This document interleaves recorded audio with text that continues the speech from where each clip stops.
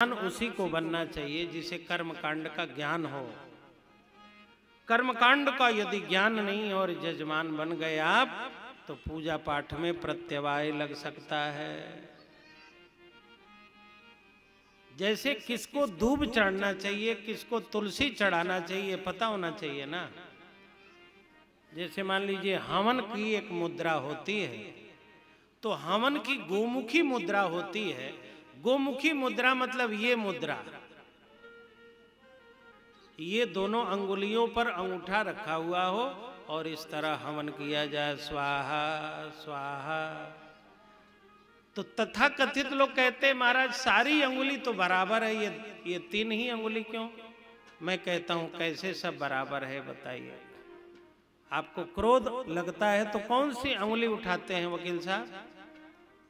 क्रोध यदि लग जाए तो कौन सी अंगुली उठाते हैं? ये कोई ये कहता है बता दूंगा, यही उठती है ना। और स्कूल में पढ़ते थे और बाथरूम जाना होता था तो कौन अंगुली उठाते थे? काहे यही उठाते थे। क्यों यही उठाते थे?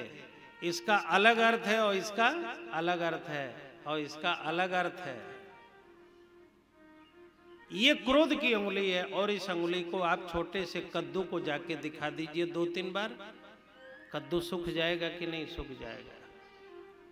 यहाँ कुम्हड़ बतिया को नाई देख तर्जनी।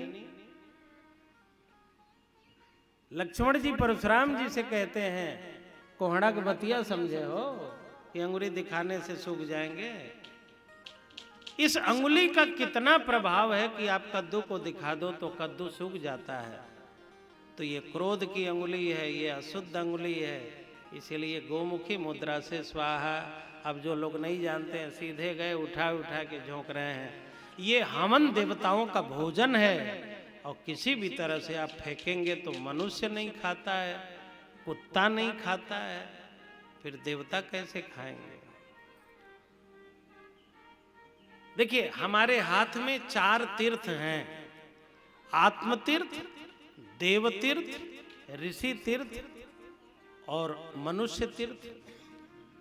यदि आपको आचमन करना हो तो यहां से आचमन किया जाएगा, यहां से। देवताओं के निमित्त देना हो तो यहां से, ऋषियों के निमित्त देना हो तो यहां से, और पितरों के निमित्त देना हो तो यहां से जल दिया जाएगा। अब आपने ऐसे पी लिया तो भी गलत हो गया। ये आपका तीर्थ नहीं है, आपका स्थान नहीं है। आत्म तीर्थ तो ये है, यहां से आपको पीना चाहिए आचमन। हमारे हाथ में तीर्थ है और कहां से कौन सी क्रिया की जाए ये भी निर्धारित है। तो इस कर्मकांडिक विधि व्यवस्था को जो नहीं जानेगा वो कैसे कर पाएगा? तो धर्मराज युधिष्ठिर जी जानते हैं, इसीलिए उनको जजमान बनाया गया। द्रौपदी जी को परिवेषण के काम में लगाया गया। सेवा जितनी बढ़िया नारी कर देगी पुरुष नहीं कर पाएगा।